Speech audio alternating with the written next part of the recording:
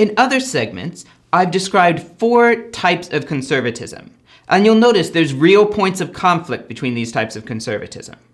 So you might ask, how is it that we have them in one concentrated category?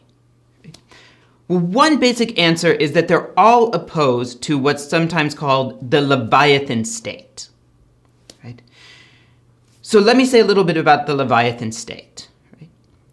Many historians will argue that the modern state, or at least the state that we've got in by the 20th and 21st centuries, is different from any state that came before. First of all, it has more power than any medieval state, any ancient empire ever dreamed of. Right? The absolute monarchs wouldn't have been able to have some of the interference that we have. Okay?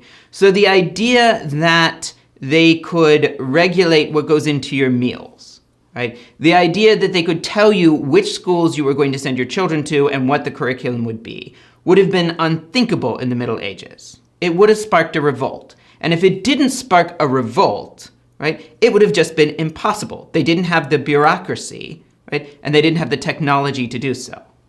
Right? And I would stress, many of these historians will say it's not just about increases in technology. Right? It's also about new forms of social organization that allow the government to reach into people's lives in a way that they were never able to do before.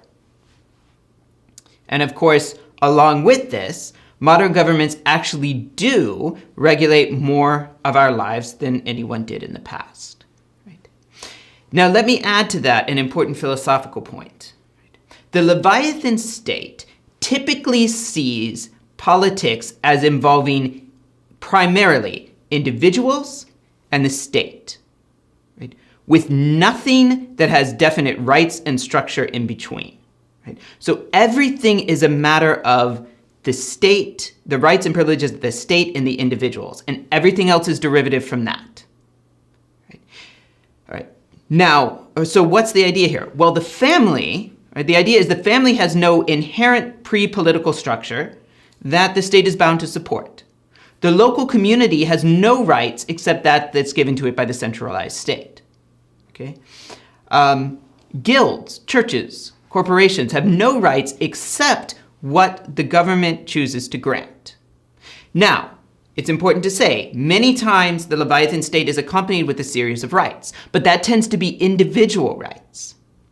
For example, there was a case a number of years ago, or actually a few years ago, called Citizens United. In that case, the Supreme Court said that the government could not forbid corporations, and only corporations, from posting certain sorts of basically political attack ads close to an election. Now, they left open the possibility that the government could forbid all attack ads near an election, but they said they couldn't single out corporations. Now, it's interesting that a lot of the outrage over this particular case said corporations should not be able to have rights.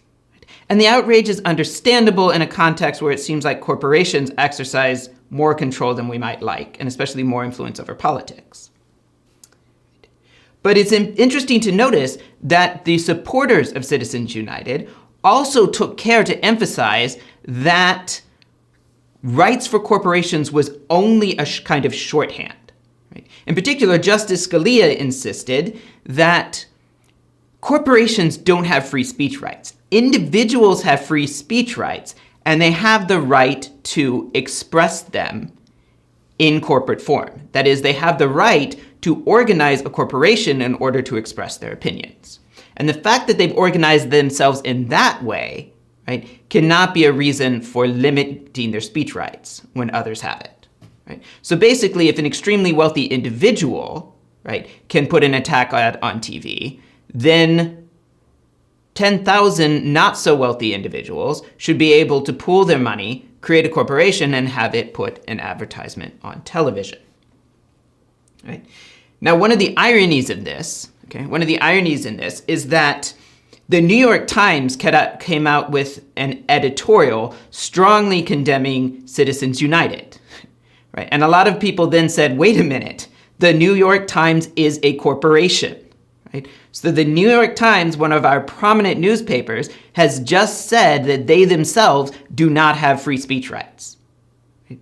So the government can presumably regulate the editorial page of the New York Times because it has no rights. It's just a corporation. Right? So this is the idea of the Leviathan state. It's the individuals and the corporation, right? And everything in between is either some kind of derivation of the rights of individuals, right? Or some kind of product of the state, right? But there's no inherent rights, right, that belong to anything else in society.